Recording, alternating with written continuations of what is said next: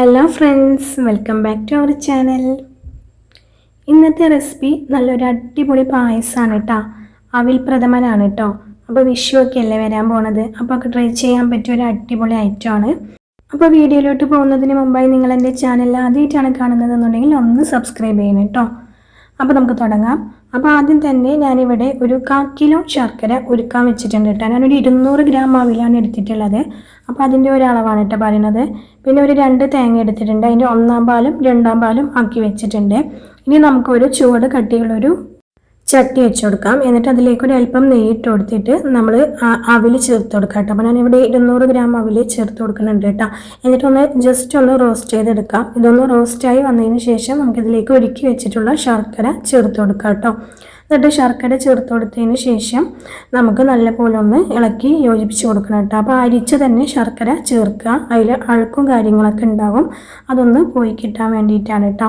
അപ്പോൾ എന്നിട്ട് നല്ലപോലെ തന്നെ ഒന്ന് ഇളക്കി കൊടുക്കാം. ഇനി ഈ ഒരു ശർക്കരയിൽ കിടന്നിട്ട് അവിലൊന്ന് വെന്ത് കിട്ടണം കേട്ടോ.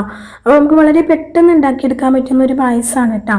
അപ്പോൾ അവിലൊന്ന് നല്ലപോലെ ഒന്ന് വെന്ത് വന്നിട്ടുണ്ട് കേട്ടോ. അപ്പോൾ ഒന്ന് ഇത്തിരി ഡ്രൈ ആയിട്ടുണ്ട്. അപ്പോൾ ഒന്ന് നമുക്ക് നല്ലപോലെ തന്നെ ഒന്ന് ഇളക്കി കൊടുത്തിട്ട് ഈ ഒരു സമയത്ത് നമുക്കിതിലേക്ക് 2-ാം പാല് ചേർത്ത് കൊടുക്കാം കേട്ടോ. അപ്പോൾ നമ്മൾ എടുത്ത് വെച്ചിട്ടുള്ള 2-ാം പാല് ഇതിലേക്ക് ചേർത്ത് കൊടുക്കുകയാണ്. എന്നിട്ട് നല്ലപോലെ തന്നെ ഒന്ന് മിക്സാക്കി കൊടുക്കാം. അപ്പോൾ ഇതിൽ ഒരു 5 മിനിറ്റോളം നമുക്കിതൊന്ന് കുറുക്കി എടുക്കാം കേട്ടോ. അപ്പോൾ നല്ലപോലെ തന്നെ ഒന്ന് ഇളക്കി യോജിപ്പിച്ച് കൊടുക്കാം. ഇപ്പോൾ നല്ലപോലെ ഒക്കെ ഒന്ന് കുറുകി വന്നിട്ടുണ്ട്. അപ്പം ഇനി ഇതിലേക്ക് ഞാൻ കുറച്ച് സാബൂനരി വേവിച്ച് വെച്ചിട്ടുണ്ടായിരുന്നു കേട്ടോ. ജൗവരിയാണ്. അപ്പോൾ അതും കൂടി ഇതിലേക്ക് ചേർത്ത് കൊടുക്കുകയാണ് കേട്ടോ. അപ്പോൾ ജൗവരി കഴിക്കാൻ ഇഷ്ടമല്ലാത്തവരാണെന്നുണ്ടെങ്കിൽ ഈ ഒരു ഭാഗം സ്കിപ്പ് ചെയ്യാം കേട്ടോ.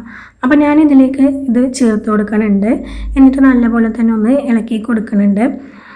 ഇനി ഇതിലേക്ക് ഒരല്പം ഏലക്ക പൗഡർ ചേർത്ത് കൊടുക്കാം കേട്ടോ. അത് നല്ലപോലെ ഒന്ന് ചേർത്തിട്ട് ഇളക്കി മിക്സാക്കാം. ഇനി ഇതിലേക്ക് 1-ാം പാല് ചേർത്ത് കൊടുക്കാം.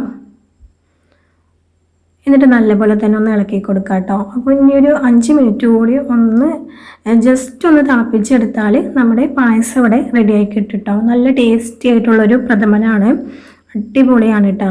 അപ്പോൾ നമുക്കിനി ഇതിലേക്ക് കാഷ്യും കിസ്മിസും തേങ്ങാക്കൊത്തൊക്കെ ഒന്ന് വറുത്ത് കോരിയിടാം. അതിനായി ഞാനിവിടെ ഒരു പാൻ വെച്ച് കൊടുത്തിട്ടുണ്ട്. ഇനി ഇതിലേക്ക് 2 ടീസ്പൂൺ നെയ്യ് ചേർത്ത് കൊടുക്കാം. ഇനി ചെറുതായി കൊത്തി അരിഞ്ഞ തേങ്ങാക്കൊത്തും കൂടി ഇതിലേക്ക് ഇട്ട് കൊടുക്കാം കേട്ടോ. എന്നിട്ട് നല്ലപോലെ ഒന്ന് വറുത്ത് കോരിയെടുക്കാം. ഇനി ഇതിലോട്ട് തന്നെ നമുക്ക് കാഷ്യും കിസ്മിസും കൂടി ആഡ് ചെയ്ത് കൊടുക്കാം കേട്ടോ. എന്നിട്ട് എല്ലാം കൂടി ഒന്ന് ഫ്രൈ ആക്കി എടുക്കാം. എന്നിട്ട് നമ്മുടെ പ്രഥമനിലേക്ക് ഇത് ചേർത്ത് കൊടുക്കാം കേട്ടോ. അപ്പോൾ നമ്മുടെ സ്വാദിഷ്ടമായ അവിൽ പ്രഥമൻ ഇവിടെ റെഡി ആയിട്ടുണ്ട് കേട്ടോ. നല്ല ടേസ്റ്റി ആയിട്ടുള്ളൊരു പായസമാണ് കേട്ടോ. പഴവും പപ്പടമൊക്കെ കൂട്ടി കഴിക്കാൻ അടിപൊളിയാണ്.